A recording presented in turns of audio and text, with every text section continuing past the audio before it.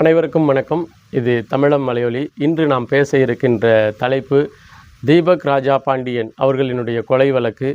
நெல்லையிலிருந்து சென்னை வரை நீளும் கஞ்சா விற்பனை சமூகத்தினுடைய, அதாவது கஞ்சா விற்பனையாளர்கள் அல்லது குத்தகைதாரர்களினுடைய அந்த சிக்கல் சென்னையிலிருந்து நெல்லையிலிருந்து சென்னை வரை நீள்கிறது என்பது தான் இன்றைக்கு நம்ம பேச இருக்கிறது.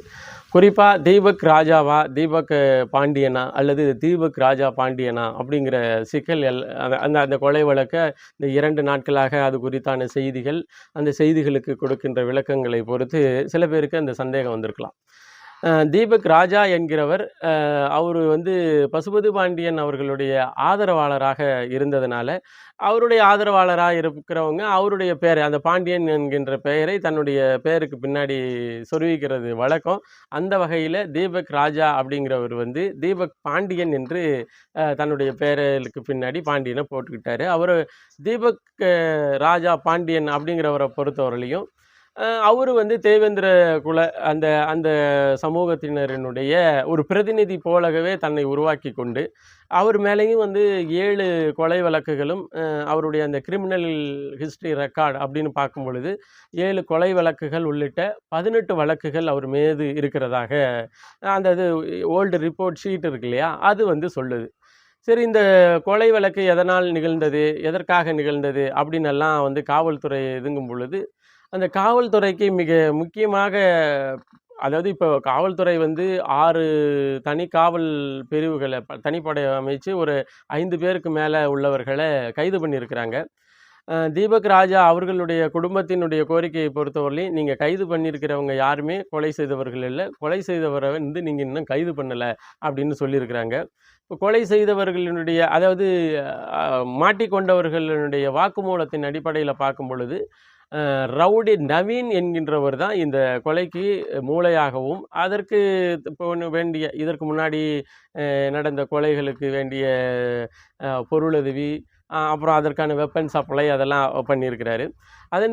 அதே போல் இந்த கொலைக்கும் 25 லட்சம் ரூபாய் பணமும், அதன் பிறகு கூடுதலாக தன்னுடைய நண்பருக்காகவும் இந்த வேலையை செய்ததாக சொல்லப்படுகிறது. அதாவது காவல்துறையினுடைய முதற்கட்ட விசாரணையின் அடிப்படையில் வெளியிடப்பட்ட, அதே போல் பிடித்து வைத்திருக்கின்ற அந்த 5 பேரும் வெளியிட்ட தகவலின் அடிப்படையில் இது வெளியிடப்பட்ட தகவல் தான் இது.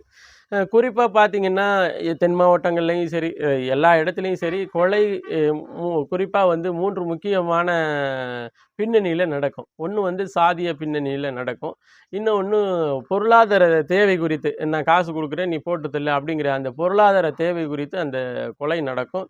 3வது நண்பர்களினுடைய அதாவது நண்பன் பாதிக்கப்பட்டுட்டான், முன்னாடி நடந்த கொலையில் நண்பன் பாதிக்கப்பட்டுட்டான் அப்படின்னு சொல்லி அது மாதிரியான கொலை நடக்கும். அதாவது நட்பு ரீதியிலான கொலை, சாதிய ரீதியிலான கொலை, பணத்தின் ரீதியிலான கொலை.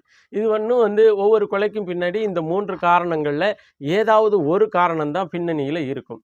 ஆனால் இந்த கொலை, அதாவது தீபக் ராஜா பாண்டியன் அவர்களினுடைய கொலையில் நவீன் என்பவரை சம்பந்தப்படுத்தி அந்த வெளியின்ற அந்த கொலையினுடைய பின்னணி விவரம் இந்த 3 காரணமே பொறுத்துது. ஒன்று தேவேந்திர குல, அந்த தேவேந்திரர் சமூகத்தினுடைய ஒரு அறிவிக்கப்பட்ட பாதுகாவலனாக அந்த மக்கள் இவரை பார்க்குறாங்க. நிறைய இடங்களில் போய் பேசி அந்த சாதி ரீதியான மக்களை ஒன்றிணைத்து, நீங்கள்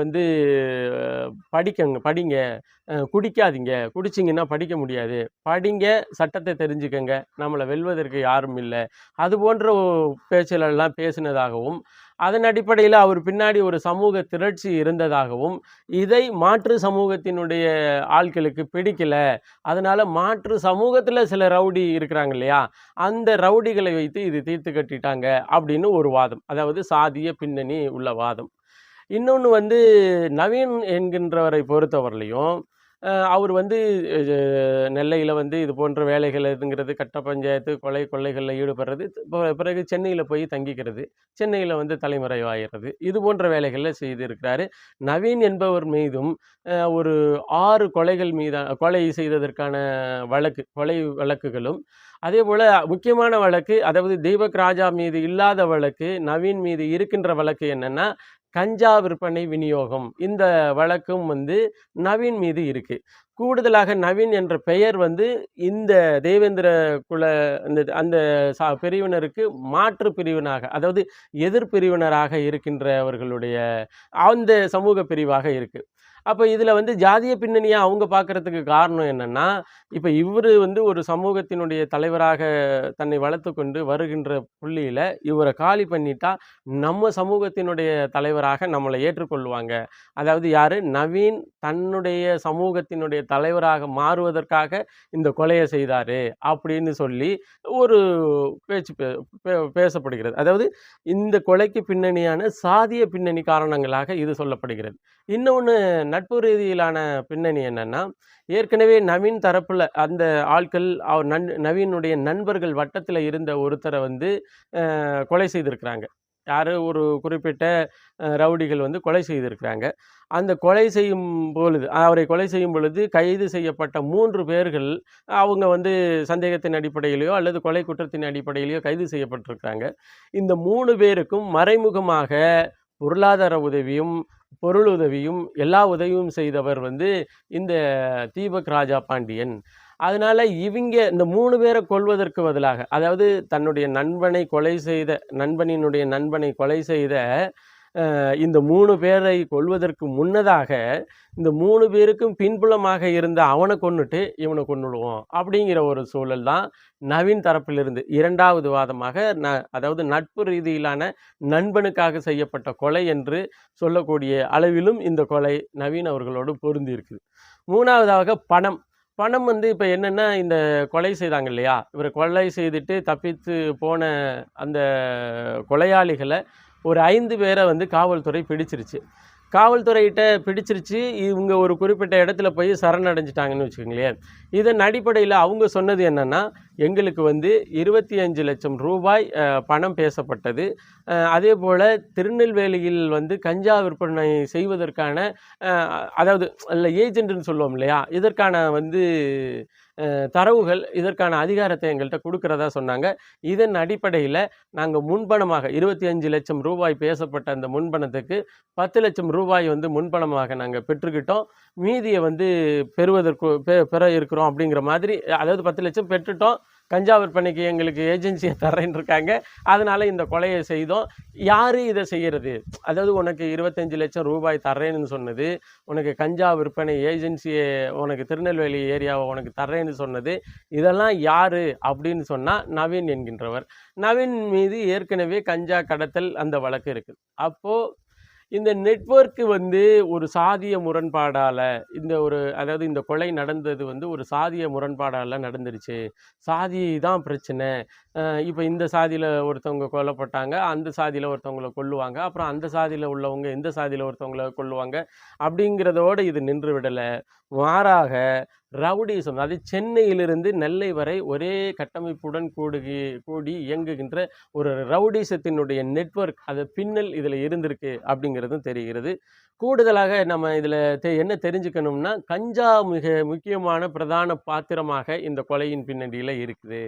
ஏன்னா அவன் 10 லட்ச ரூபா தர்றேன்னு சொன்னதை தாண்டி கஞ்சா விற்பனைக்கான உரிமத்தையும், அதாவது திருநெல்வேலியில் கஞ்சா விற்பதற்கான நாங்கள் மூலாந்திரத்தையும் நாங்கள் தர்றோம் அப்படின்னு அவர் சொன்னதாக சொல்லப்படுகிறது. அப்போ இது எல்லாத்தையும் சேர்த்து பார்க்கும் பொழுது இந்த கொலையில் பின்னாடி கஞ்சா அதாவது பொருளாதாரம் இருந்திருக்கு, நட்புக்கு ரீதியிலாக கொலை செய்ய வேண்டிய அந்த கொலை குற்றமும் இருந்திருக்கு, சாதிய பின்னணியும் இருந்திருக்கு. இதுதான் இப்போ வந்து பார்த்திங்கன்னா, கைது செய்யப்பட்டவர்கள் 4 பேரில் 5 பேரை கைது செய்திருக்காங்க. அதில் 3 பேர் அந்த கொலைக்கும் அந்த இதுக்கும் எந்த இடத்துலையும் இல்லை, கொலை நடந்த இடத்துக்கு கூட அவங்க வரல அப்படிங்கிறது ஒன்று.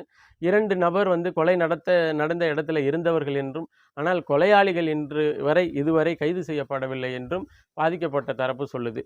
இப்போது இந்த அரசு ஏன் இவ்வளோ மெத்தனமாக ஒரு ரவுடிசத்தை ஒழிப்பதில், இப்போ பார்த்தீங்கன்னா அதே திருநெல்வேலியில் இந்த காங்கிரஸ் பிரமுகரினுடைய கொலை வழக்கில் இன்று வரை கொலையாளிகள் யார் என்று கிடைக்கல, யாருன்னு கண்டுபிடிக்க முடியல.